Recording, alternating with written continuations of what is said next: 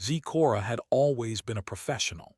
As a member of the Xian race, she had been trained from a young age to be a translator for the most important diplomatic missions. The Xians had been known for their advanced language abilities, and Zecora was among the best. She had learned dozens of alien languages and could translate them with ease. It was a skill that had brought her to the top of her field, but even she couldn't prepare for the awkwardness of what was about to unfold.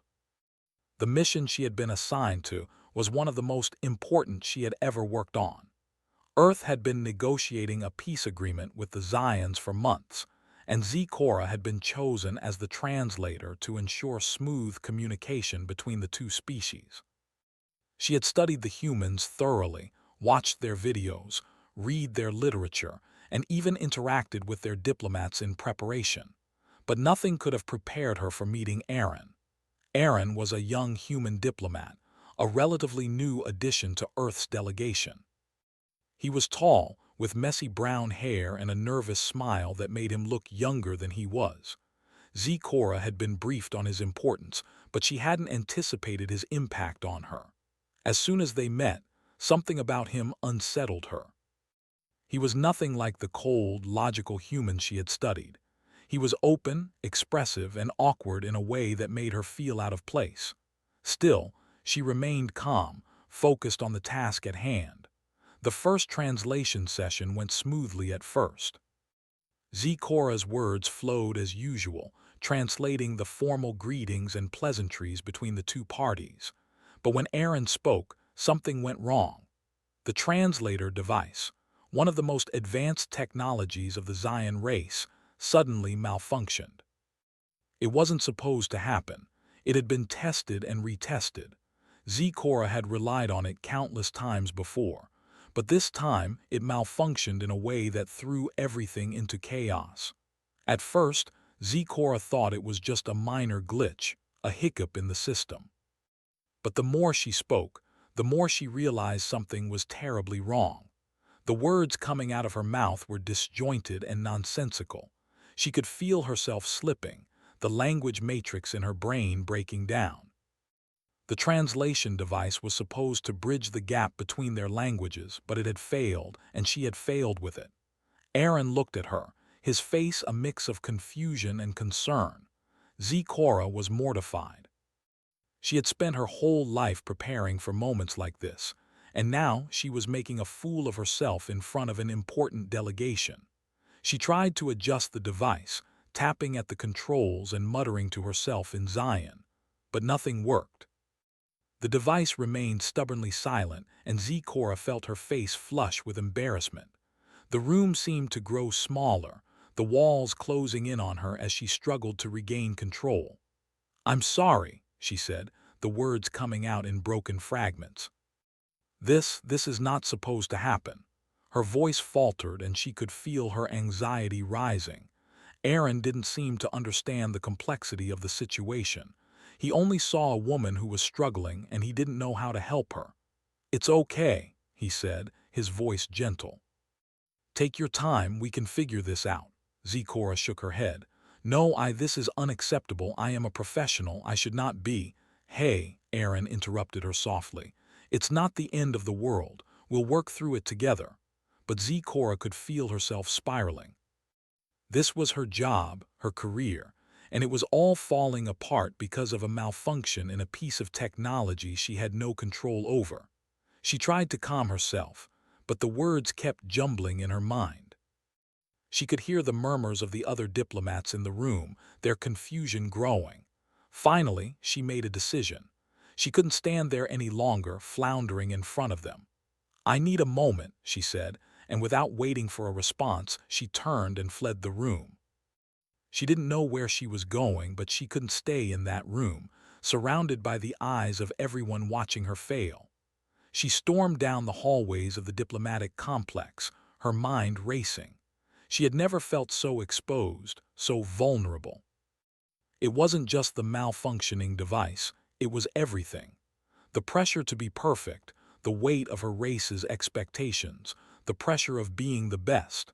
And now, all of it had come crashing down in front of a human diplomat. She paused in an empty corridor, taking deep breaths to steady herself. But even in the quiet, she couldn't escape the feeling that she had let everyone down. She was supposed to be the one to make everything work smoothly. Instead, she had caused a disaster. But just as she was about to turn and leave, she heard footsteps approaching. She froze, unsure of what to do. She didn't want to face anyone, especially not Aaron, who had witnessed her failure firsthand. Cora, a voice called softly. It was Aaron. Of course it was him. Cora turned to face him, her heart racing. He looked at her with those curious brown eyes, his expression a mix of concern and something else, something she couldn't quite place. He stepped closer, his hands raised in a gesture of peace. "I just wanted to check on you," he said. "I know things went a bit weird back there, but are you okay?" Cora wanted to say something, to push him away and tell him that she didn't need his pity. But instead she found herself saying, "I'm fine, just give me a moment." He nodded but didn't leave. "I don't understand everything, but I know that you're more than just a translator. You've got a lot of pressure on you, right?" Cora hesitated, surprised by his understanding. She had never expected a human to say something so insightful. She had always viewed them as a species full of contradictions, so unpredictable, so different from her own. And yet, here he was, offering her something she hadn't realized she needed: empathy. For a long moment they stood there, the silence thick between them. Finally, Cora spoke again, her voice quieter now. "I've spent my life perfecting my work. I can't afford to fail." Aaron looked at her, and for the first time she saw something more than just the awkward human diplomat. There was a kind of warmth in his gaze, an understanding that went beyond words. "You don't have to be perfect," he said softly. "It's okay to be human sometimes. It's okay to not have everything figured out." Cora's heart skipped a beat. For some reason, those words felt like a lifeline, something she had been desperately grasping for without even realizing it.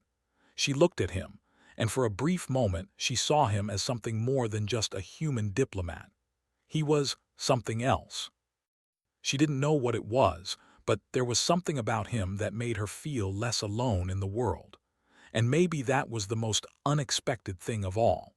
In that moment, she realized that she had just made her first real connection with a human. The translator device may have malfunctioned, but for the first time, Cora felt like she was truly understood. Cora had expected to feel humiliated after her breakdown during the translation session. But when she returned to her quarters that evening, something unexpected happened. Aaron had followed her, not out of obligation but because he genuinely cared. She had to admit, the simple kindness he showed had shaken her. She had never encountered a human diplomat so sincere, someone willing to look beyond her failure and offer a hand of support. The following days passed by in a blur of meetings and negotiations, but each time Cora saw Aaron, she found herself feeling a strange warmth inside. The memory of his concern lingered in her mind. She hadn't expected it, but she looked forward to their interactions. They became routine, a comforting part of her day, even though she didn't understand why. Cora tried to remain professional, focusing on her job as a translator. She had always prided herself on her ability to maintain boundaries between personal and professional matters.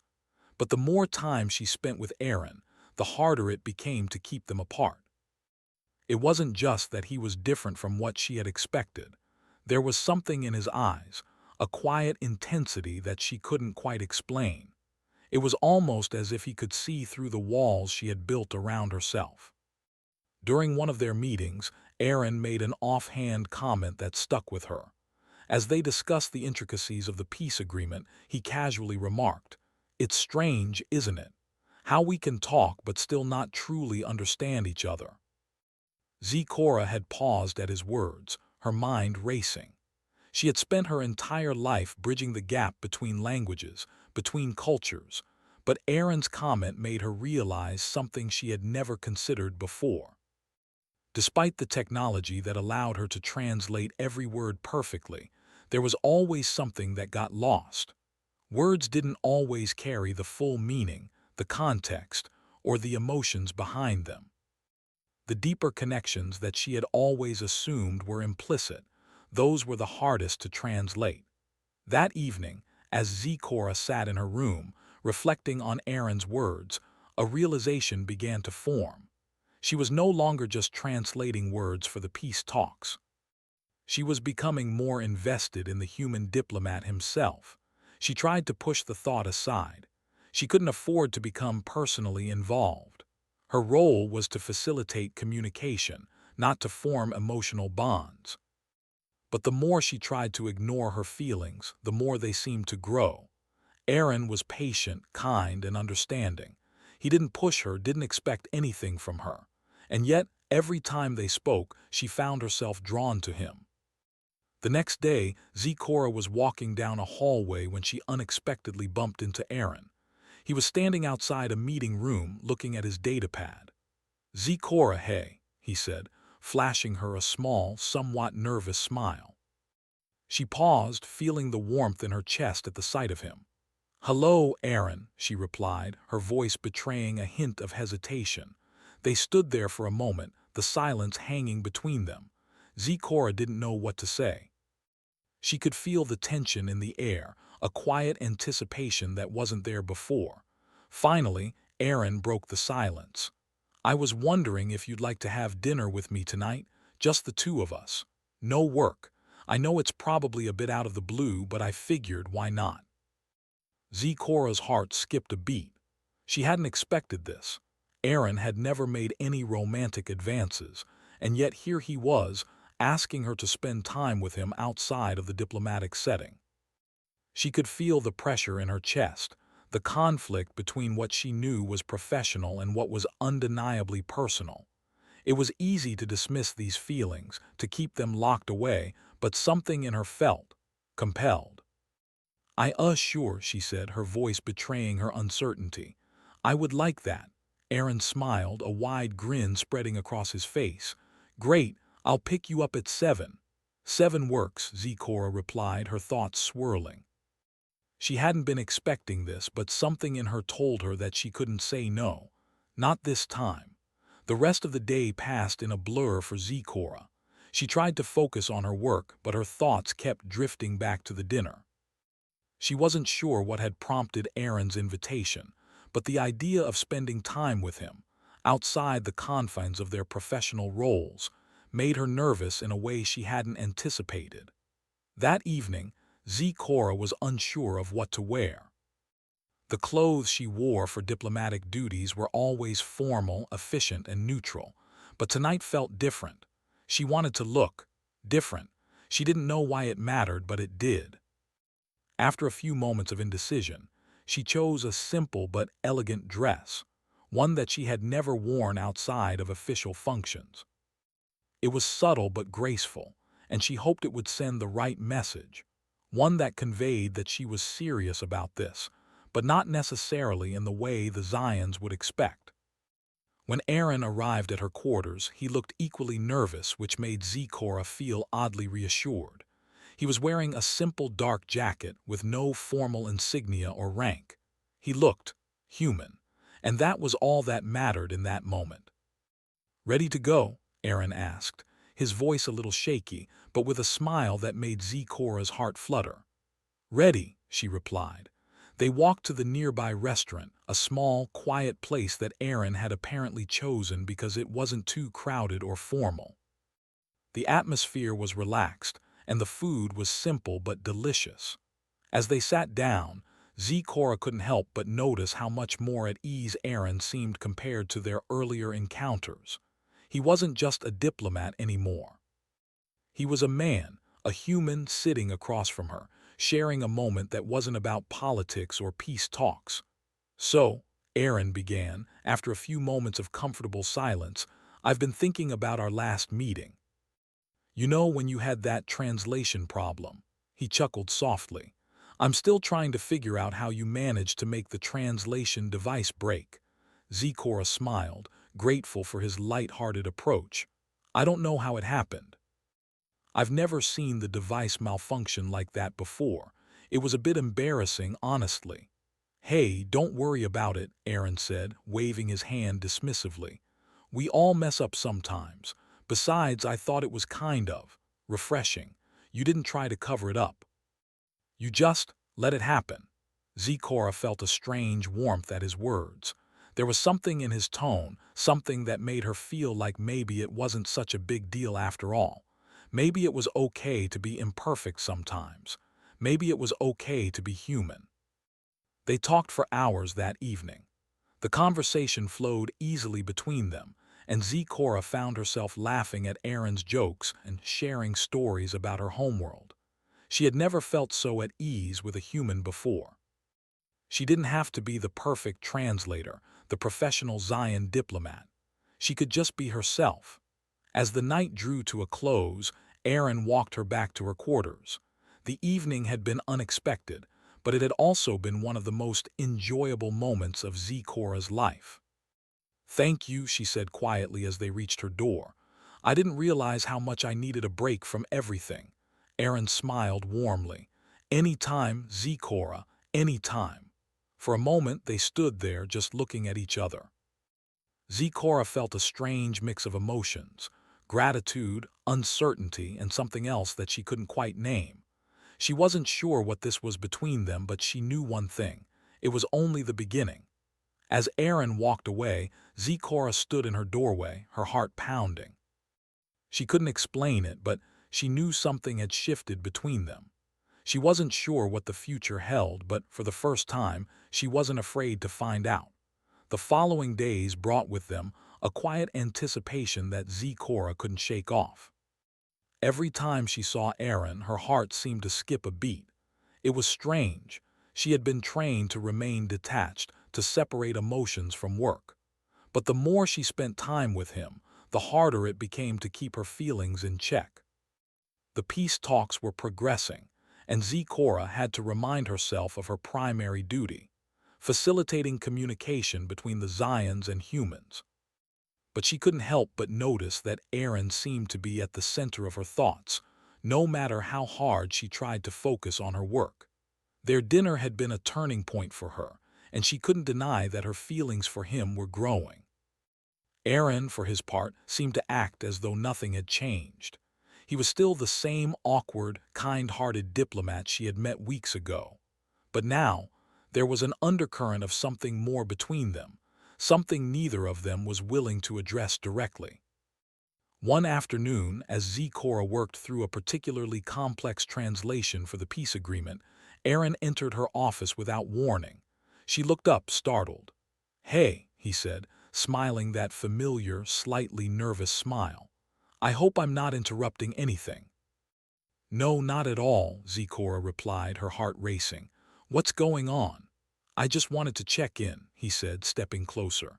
"The meetings are getting more intense, and I thought maybe you could use a break. How about we grab a coffee after work?"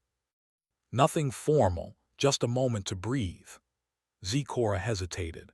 She had been trying to keep her distance, to focus on the diplomatic mission, and not on the confusing feelings Aaron stirred inside her. But there was something about his invitation that made it impossible to say no. "Sure," she said, surprised by how quickly the words came out of her mouth. "I'd like that." Later that evening, they met at a quiet cafe just outside the diplomatic complex. The place was cozy, with soft lighting and the smell of freshly brewed coffee in the air. They sat in a corner booth, far from the busy crowds, and it felt different. In a way, it was almost like they were two people who didn't belong to their respective worlds, the Zion diplomat and the human. Here, they were just two people enjoying a quiet moment together. Aaron ordered a cup of black coffee, while Zecora opted for a spiced tea that she had never tried before. The conversation began slowly, but as the minutes passed, it became easier. They talked about everything: life on Earth, Zecora's childhood on Zia, their thoughts on the peace talks, their hopes for the future. It felt natural, the kind of conversation that people have when they are no longer strangers but something more. "You know," Aaron said after a while, his voice soft, I've been thinking about something you said during our first meeting, about how you can never really translate everything, how there's always something lost in the words. I think I get what you meant now. It's like no matter how much we talk, there's always something we don't say, something we don't understand. Zecora felt a pang in her chest at his words. It was true, more than he probably realized. Words were only a part of communication. There were emotions, unspoken connections that couldn't be translated. But with Aaron, it seemed like he understood that in a way no one else did. I think you're right, Zecora replied, her voice quiet. Sometimes the most important things are the things we don't say. There was a moment of silence, and Zecora couldn't help but look at him. Aaron wasn't just a diplomat. He wasn't just a human with a simple mission. He had become something more in her mind, someone who understood her in ways she couldn't explain. And the longer they sat there, the more she realized how much she had come to rely on him, not just professionally but emotionally as well. When they finished their drinks, Aaron walked Zecora back to her quarters. It was late, and the night air was cool, but it didn't feel uncomfortable. There was a quiet, unspoken understanding between them now. They weren't just diplomats or translator and client. They were something else. "Thank you for tonight," Zecora said, standing at her door. "I didn't realize how much I needed to talk to someone." Aaron smiled, a soft, genuine smile that made her heart skip. "Anytime, Zecora, anytime." As she entered her quarters, Zecora felt a mix of emotions: gratitude, confusion, longing. She had never expected to feel this way about a human. It wasn't just the physical attraction, though that was certainly part of it. It was the connection, the understanding that had formed between them, the way he had seen past her professional mask and into the person she truly was. The next day, Zecora tried to push her feelings aside. She had work to do, and the peace talks were growing more complicated with each passing day. But no matter how hard she tried, she couldn't ignore the way Aaron made her feel. The peace talks reached a critical juncture when a group of extremist Zion factions threatened to derail the entire process. Tensions were high, and every decision seemed to carry the weight of the galaxy. Zecora was more stressed than she had ever been. The pressure was unbearable, and the constant need to maintain neutrality was exhausting. Aaron, sensing her stress, approached her during one of the meetings. "Hey, I know things are tough right now," he said quietly, "but you're not alone in this. We're in this together." Zecora looked at him, her eyes wide with surprise. For a moment, she didn't know how to respond. His words hit her harder than she expected. It wasn't just a diplomatic gesture. He truly meant it. I don't know if I can do this," she admitted, her voice barely above a whisper. "Everything is falling apart and I'm failing." Aaron placed a gentle hand on her shoulder, his touch warm and reassuring. "You're not failing, Zecora. You're doing your best. And your best is more than enough." Her heart pounded in her chest. There was something about Aaron, something in the way he looked at her, that made her feel like she wasn't alone. For the first time in days, she allowed herself to relax. She wasn't the perfect diplomat, but maybe, just maybe, she didn't have to be. The next day, the extremists made their move. Zecora and Aaron found themselves caught in a chaotic situation as the peaceful negotiations were interrupted by violent protests. The situation escalated quickly, and Zecora's life was in danger. Aaron, without hesitation, grabbed her arm and pulled her to safety. "Stay close," he said, his voice filled with urgency. "I won't let anything happen to you." They ran through the corridors of the diplomatic complex, weaving through the chaos. Zecora's heart raced, not just from the fear of the attack but from the realization that Aaron was right there beside her, protecting her. Once they were safe, hidden in a secure room, Zecora looked at him, her eyes filled with gratitude and something deeper. She knew then that no matter what happened with the peace talks, no matter how dangerous things became, she couldn't imagine facing it without him. The days that followed the attack were filled with tension, but there was also something different in the air. Zecora couldn't shake the feeling that something had changed, not just between her and Aaron, but within herself as well. She had always been focused on her duties, on being the best translator, the perfect diplomat. But now she realized how much of herself she had kept locked away, how much she had suppressed in order to maintain control. Aaron had been her rock throughout the chaos. He had stood by her, kept her safe, and reassured her when she felt like everything was falling apart. She had never expected to feel so vulnerable, but Aaron made it feel like it was okay to let her guard down. He was kind, thoughtful, and most unexpectedly, he made her feel like she mattered, like she wasn't just a tool to facilitate the peace talks, but someone worth caring for. Zecora had always been careful, maintaining a strict professional distance from everyone she worked with. But with Aaron, the boundaries she had so carefully built started to crumble. She tried to ignore it at first, but no matter how hard she focused on her work, her thoughts kept drifting back to him. The peace talks were entering their final stages, and tensions were higher than ever. The extremists had made their threat clear. They wanted to prevent the agreement at all costs, and they were willing to do anything to make it happen. Zecora knew the stakes were higher than ever, but she couldn't help but feel distracted. She was torn between her duty to her people and the growing feeling she had for the human diplomat.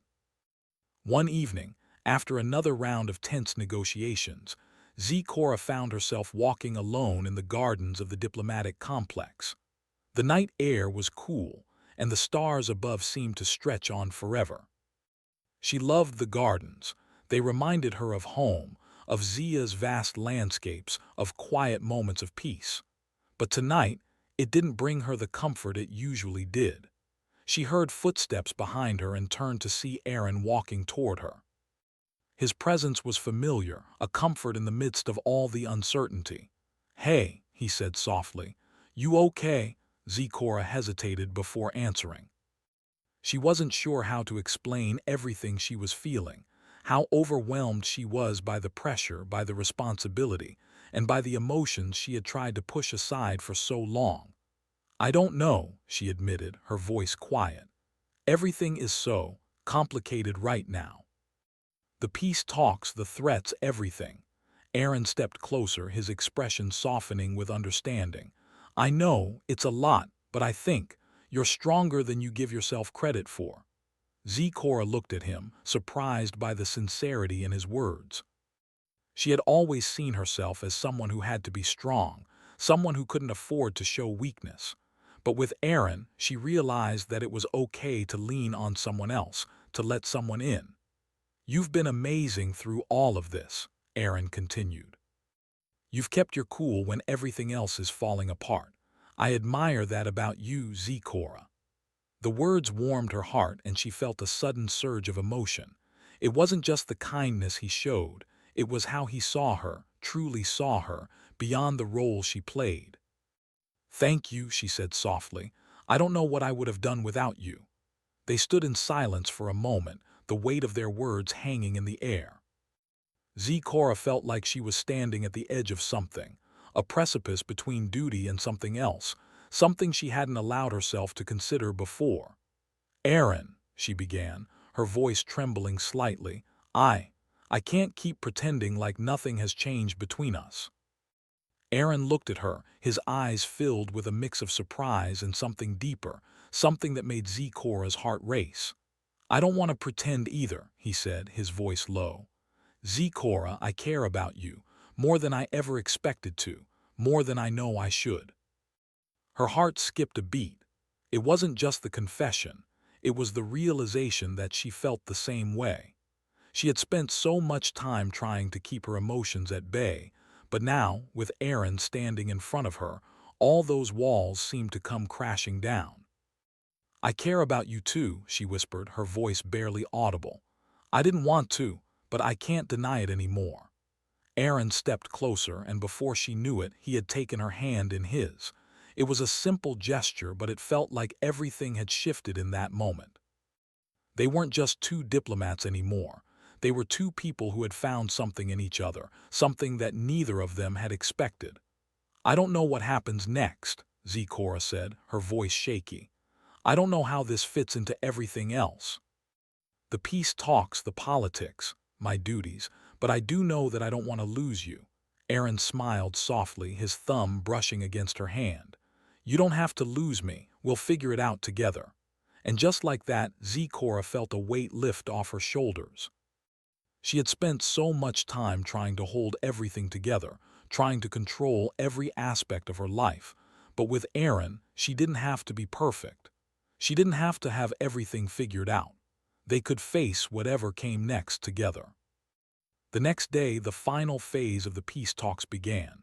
Zecora and Aaron stood side by side, the weight of the world on their shoulders. But for the first time in weeks, Zecora felt a sense of peace. She wasn't alone. She had Aaron by her side, and that was enough. The negotiations were tense, but they were successful. After hours of discussions, compromises, and delicate negotiations, the agreement was signed. The peace talks had been a success, and the Zions and humans had found common ground. As the celebration began, Zecora found herself standing at the back of the room, watching the others congratulate each other. But her eyes were only on one person, Aaron. He spotted her across the room and made his way over, a smile on his face. He took her hand just as he had the night before. "We did it," he said softly. "We actually did it." Zecora smiled, her heart swelling with pride. "We did, together." The room was full of cheers and congratulations, but for Zecora, the only thing that mattered in that moment was Aaron. They had come through this together, against all odds, and she knew in that moment that everything had changed. She wasn't just a translator anymore. She was a person with her own desires, her own heart, and someone who had found love in the most unexpected of places. As the celebrations continued around them, Zecora felt Aaron's hand gently squeeze hers. The future was uncertain, but for the first time she wasn't afraid of it. She wasn't alone anymore, and with Aaron by her side, she knew that anything was possible.